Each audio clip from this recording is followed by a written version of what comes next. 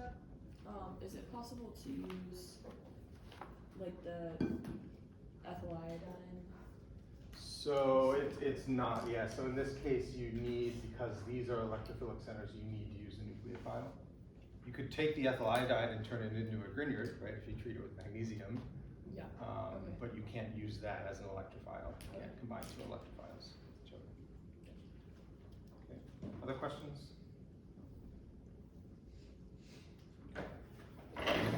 Second synthesis is 4 steps, but 2 of those steps are going to be protecting group installation and protecting group removal, right? So you can see we're starting with an aldehyde here, we're ending with an aldehyde, and that's probably in that same position. And the thing that's undergoing change is going to be the carbon, or the carbonyl carbon of the ester, changing from a carbonyl right down to the alcohol, or from the carboxylic acid oxidation state down to the alcohol oxidation state. Right, so first step is going to be protection of the aldehyde.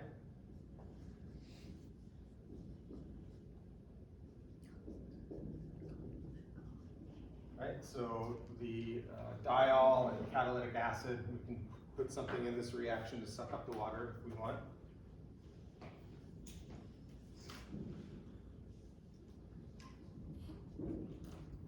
Right, that's going to leave the ester alone and create a ketal protecting group from the aldehyde, or the acetal protecting group from the aldehyde.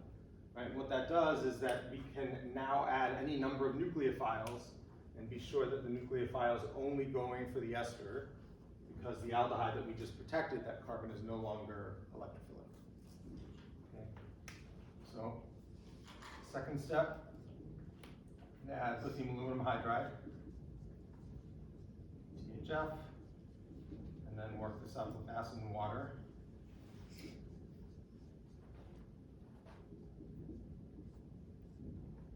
The acid workup that we're using is not going to be strong enough to remove the protecting group.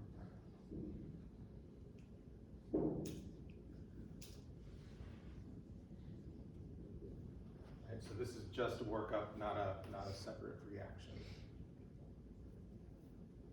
Right, so we reduce the ester. Now we have to add this. This is called a mesyl group. Right, methane sulfonyl rather than toluene sulfonyl. Right, so toluene sulfonyl is tosyl. We just have a methyl group hanging out with sulfur, it's mesyl. So we would add our mesyl chloride.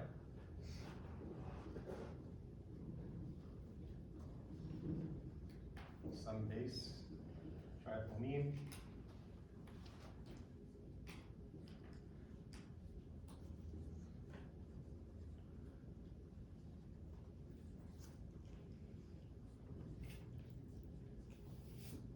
That's going to put a mesyl group onto the oxygen, and then we can deprotect with sulfuric acid and water.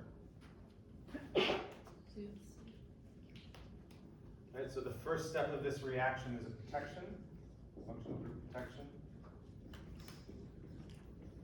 right, which is a really great advance in organic chemistry. Unfortunately, it always adds 2 steps to your syntheses, because we have to protect and then we have to deprotect.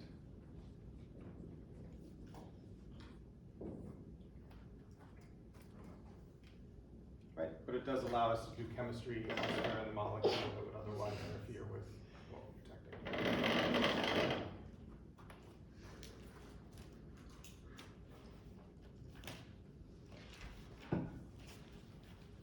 Questions about any of this? Okay. So when we ended class on Monday, I said that we'd come back and we'd look at the stereochemistry of the 2 reactions we went over, so the hydroboration and oxidation, and then the epoxidation. All right, so hydroboration and oxidation, remember, gives us, it's a hydration reaction, gives us the anti-Markov-Makov regioselectivity. So the hydroxy group ends up on the less substituted carbon, right, or the carbon that can better stabilize it, the carbon that's not as good at stabilizing a positive charge. Right, in terms of stereoselectivity, so we saw the other hydrations as not being stereoselective, right? So we would form both diastereomers in the case when we could form two diastereomers. Hydrogenation oxidation is going to be stereoselective, stereospecific actually, for syn addition, meaning that the hydrogen and the hydroxy group end up on the same side of that alkene. Right, so the stereochemistry of the starting material is going to matter in the case of hydroboration oxidation. Right, so we would make this and also the enantiomer of this where the hydroxy group and the hydrogen are sticking out of the board.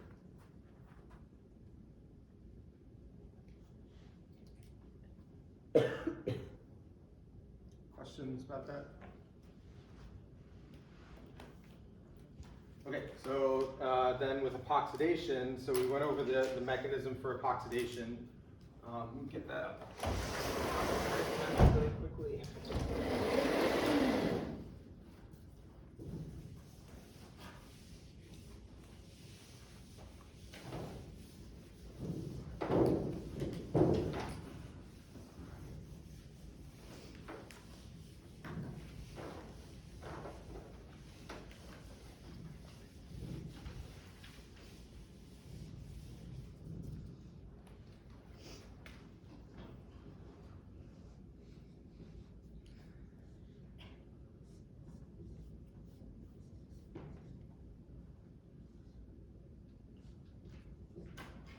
So with the epoxidation, we have all of this electron movement happening at the same time, right? So the alkene is reaching out, making a bond to oxygen, breaking the oxygen-oxygen sigma bond.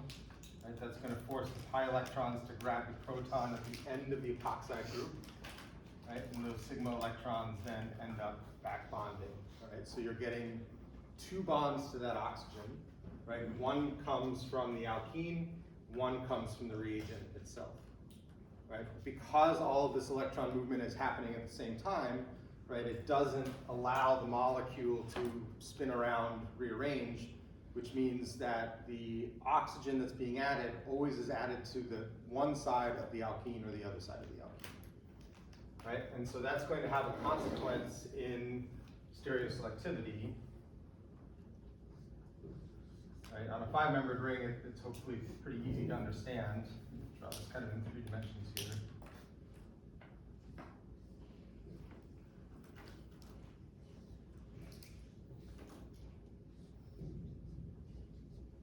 Right, so if epoxide is on the top of the molecule, right, the 2 hydrogens will be on the bottom of the molecule.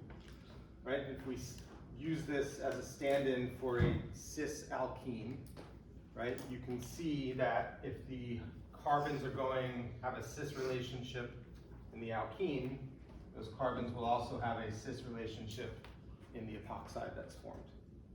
Right? Really easy to understand on a ring, right? Once we get into a kind of a chain, it's maybe a little harder to see, right? You have to kind of keep more things straight in your head, right? But for the transalkene, you can see that when the epoxide forms, the methyl groups maintain that trans relationship, right? So one is going to be coming towards you, one methyl group is going to be coming or going away from you, right? For the cis alkene, same thing, right? Those methyl groups will maintain that cis relationship. So both methyl groups are coming towards you, right? Or they're both going to go away from you. Questions about this? Okay, so I will say this is really important, right? Because if we're using these epoxides as electrophiles, then the stereochemistry of the epoxide really matters, because we've seen in SN2 chemistry, right? Stereochemistry matters for SN2 chemistry, for E2 chemistry. Stereochemistry also matters for E2 chemistry. Right? So it's going to echo throughout, additional steps if we're using epoxides in synthesis. Right? Questions before we move on?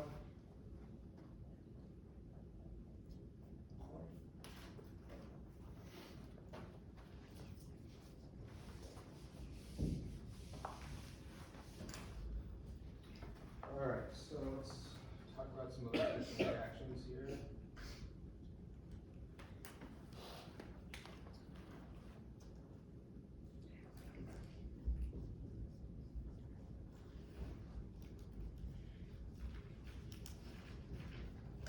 All right, so we discussed hydrohalogenation quickly when we first recorded our edition, but I just want to touch on it again because we went pretty quickly into hydration. So hydrohalogenation, we are taking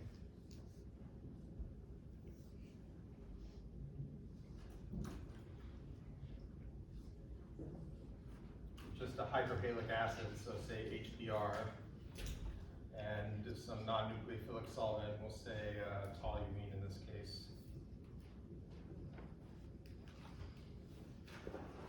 Let's do something a little more polar. Let's say THF.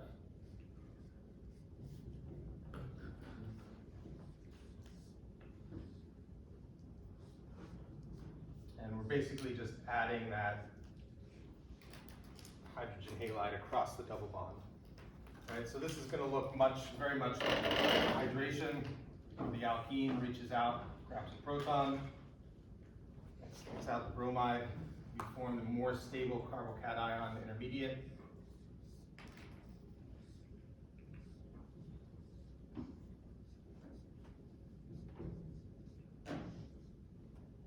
Right, and then because we don't have water or ethanol or some other nucleophilic solvent in here, right, the bromide is going to act as a nucleophile, add to the carbocation at center. Get to the product. All right, so these will be Markovnikov addition.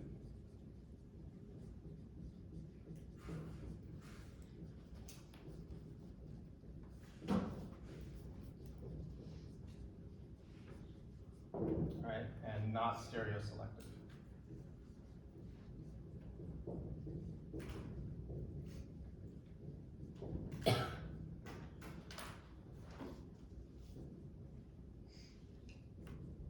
Because we're going through a carbocation, trigonoplanar carbocation intermediate.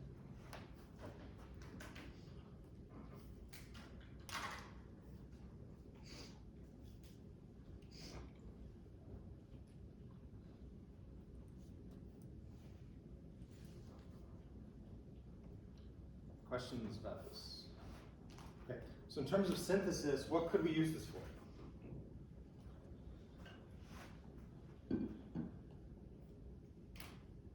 Right, none of these reactions are that useful as just standalone reactions, right? We're usually using them in a multi-step synthesis. So how would we employ this in a multi-step synthesis? What could we do with this alkyl halide? You could make it easier to add that alkyl group to something else. Like if you use like the bromide would be a leader, then you can add that to something else. Good, right? So we can do this would be an SN1 substitution, right? So if we mix this in with methanol, say, we can get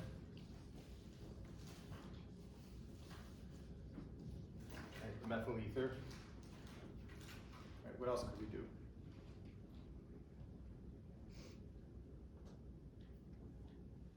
It can be easier to add like carbon chains, because I remember you were talking about how you can add magnesium to the bromide. Okay, so we can potentially turn this into a Grignard reagent. So if we treat this with magnesium 0, right, magnesium metal, create a hindered Grignard reagent. Right, so we can basically turn that atom into a nucleophilic carbon. Anything else?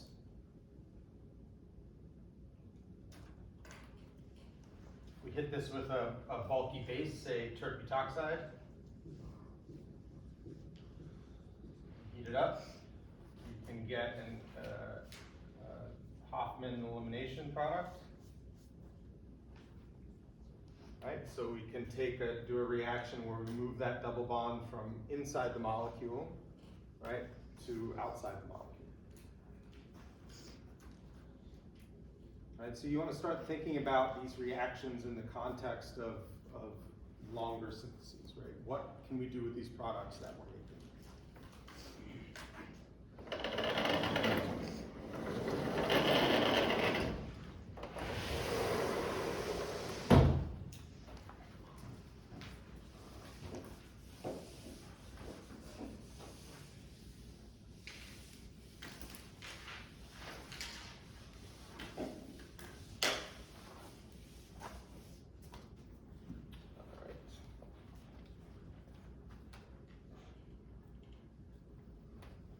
talk about halogenation.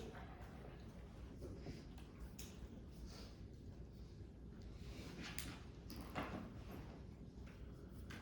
we're going to really learn about this in the context of bromination.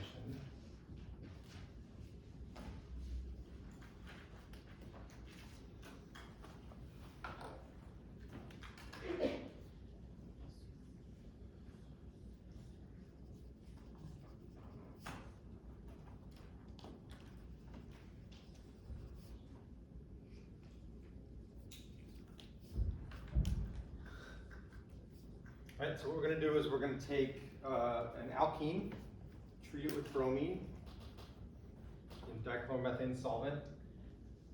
And what we see is we add that bromine, those two bromines across the double bond.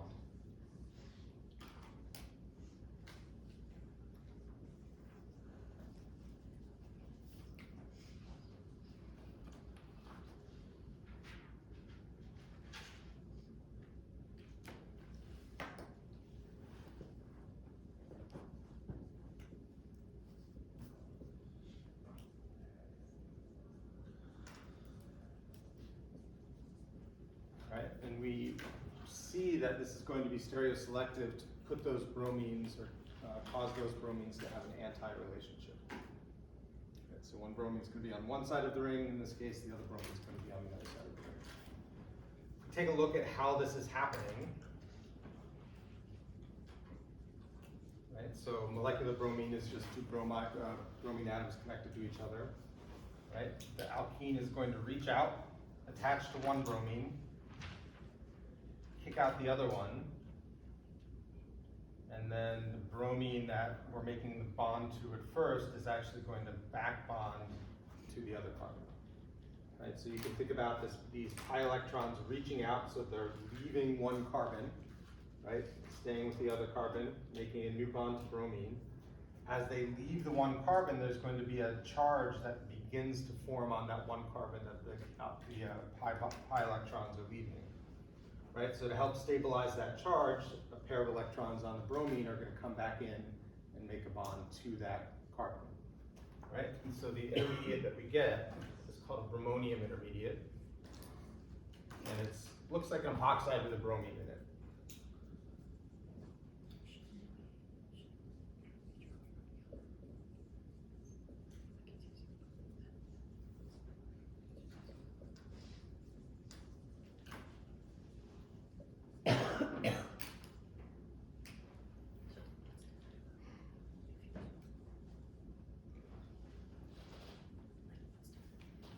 So I'm going to show that the bromine that adds, right, we're going to have bonds going to that bromine are going to be wedges.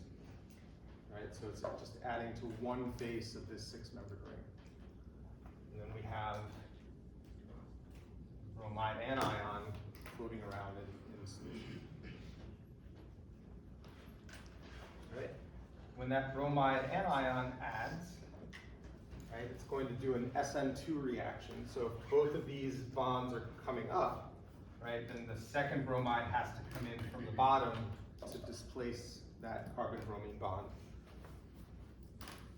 And that's going to lead us to the product.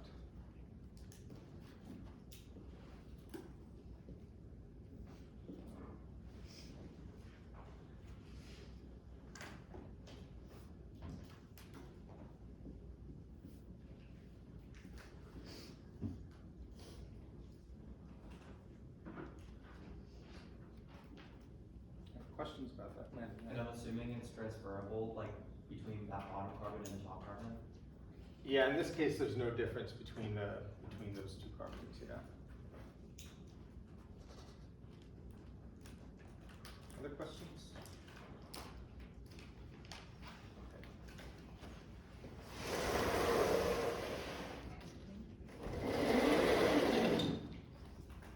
All right, so you can see this reaction when we're doing it in a non-nucleophilic solvent, right? A solvent that's not going to participate in the reaction. But we can change the conditions a little bit.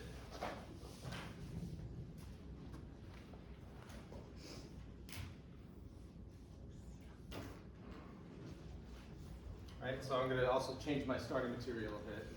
Okay, so I'm going to do a 5-membered ring, put a methyl group on one of the carbons just to distinguish the 2 carbons from one another.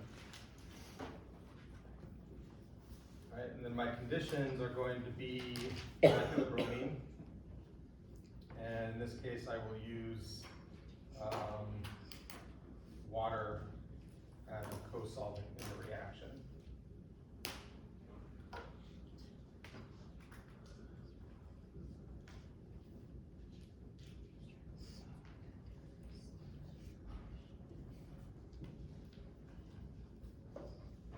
Right, and in this reaction, the water is going to be acting as both a solvent and a reagent.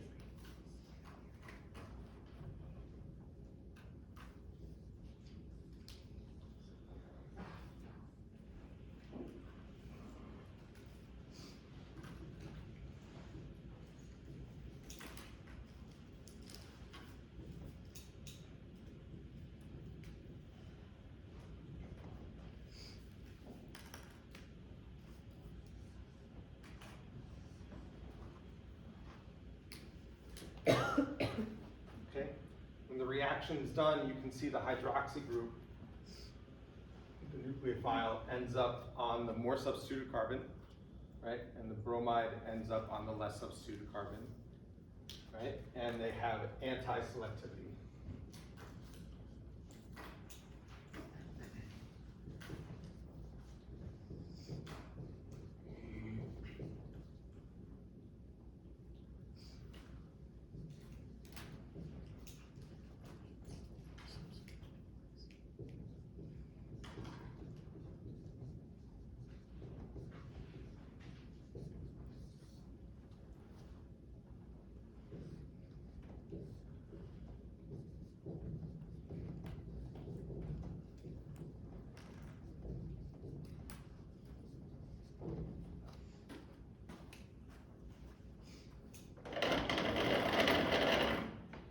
Questions about that so far?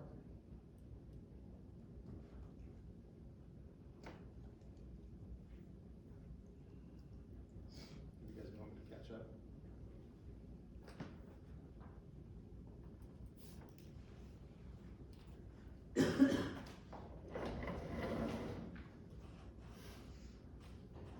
Okay, so let's take a look at what's going on. The bromine and the alkene are going to react like we saw before.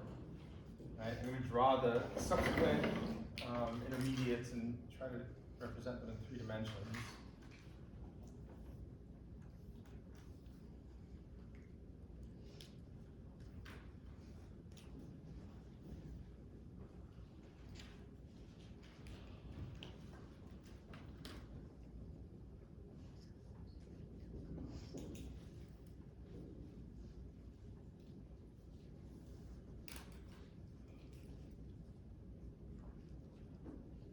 Right, so the first step is going to afford the bromonium intermediate, like we would expect. Right, we're going to have a bromide anion, Br minus, right, and then we're also going to have water in this reaction.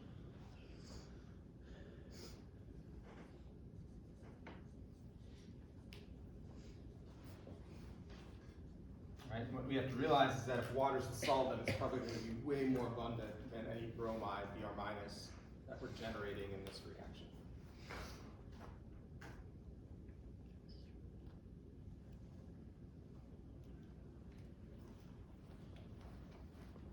When that water adds, it's always going to add, in this case, it's going to add to the carbon that can better stabilize a positive charge, which in this case would be the tertiary carbon, right? And it'll pop open that bromide.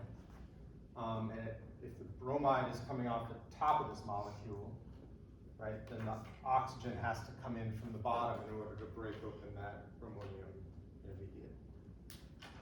Right? So we're going to have carbon-bromine antibonding orbital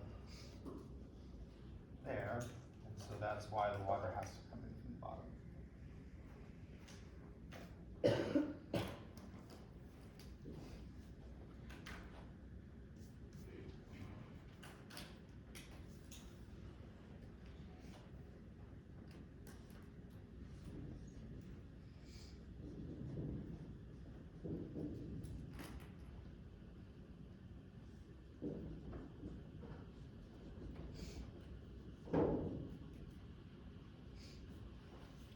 So that would be the intermediate immediately after the bromonium ring opens up.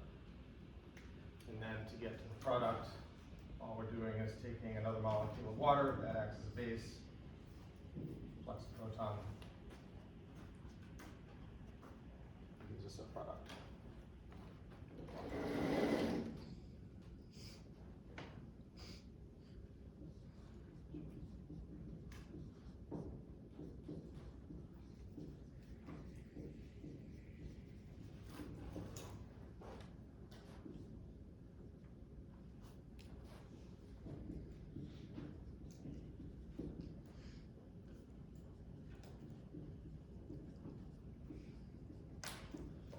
Functional group that we're creating, combination of the alcohol on one carbon next to the alkyl bromide on the other carbon.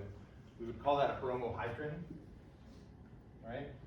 And the specific bromohydrin would be called vicinal bromohydrin because of the relationship between the hydroxide and the bromide. Okay.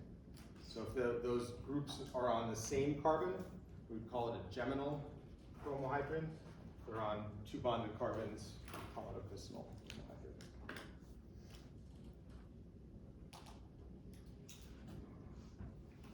Questions about this?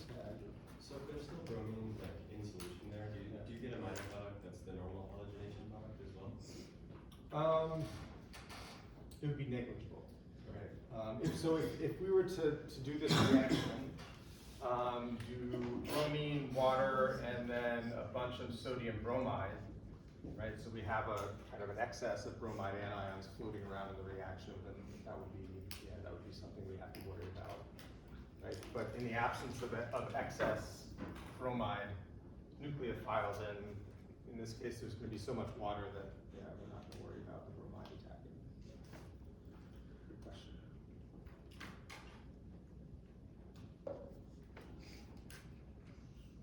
Other questions? Okay.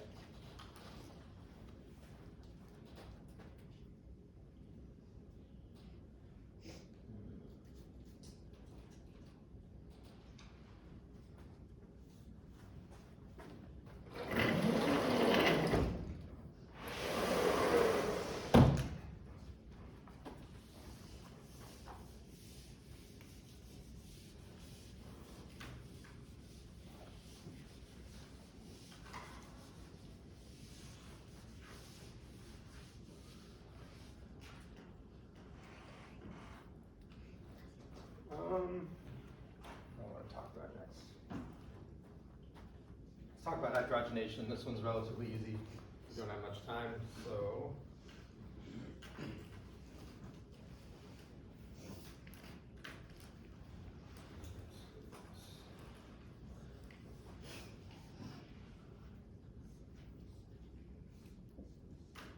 All right, so we'll start with this 5-membered ring. Alkene, on the alkene, there's going to be a methyl group and a deuterium.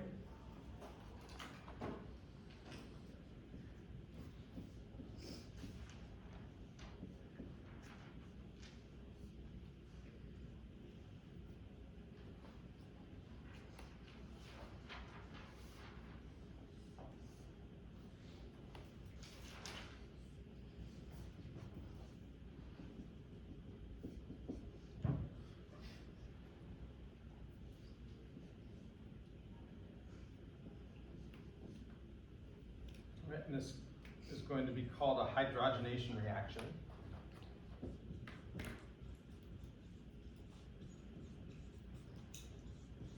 And it's basically just the reduction of a double bond, an alkene, down to an alkane using hydrogen, and then a catalyst that we call palladium on carbon.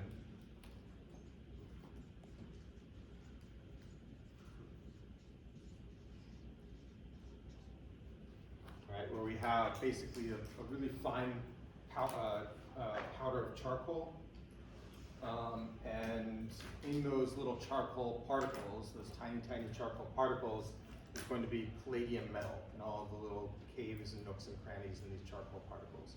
And the palladium metal is kind of stuck onto the charcoal.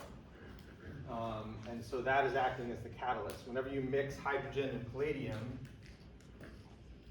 right? If we have a palladium surface and we add in hydrogen, H2, that hydrogen ends up getting stuck to the palladium surface.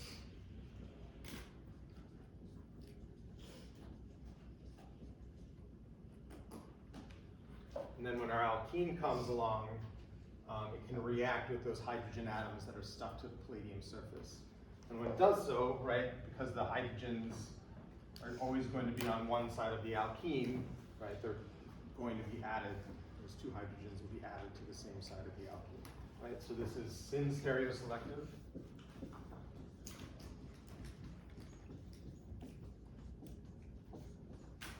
Right, and then obviously there's no regiochemistry since we're just adding two hydrogens.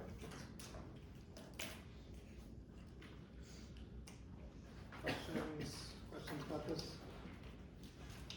Okay, so we have come back and look at this just a little bit more on Friday. Then we have 2 or so other addition reactions to go over.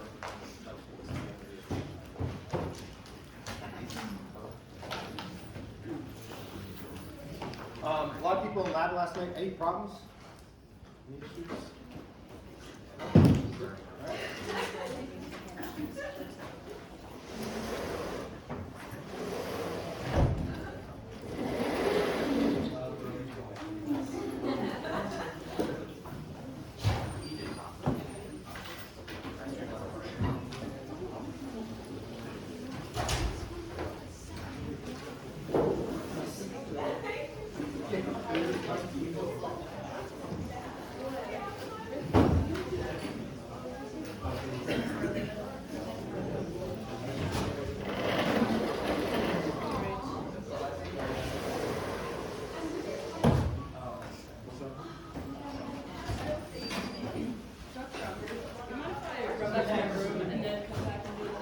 I'll be in my office.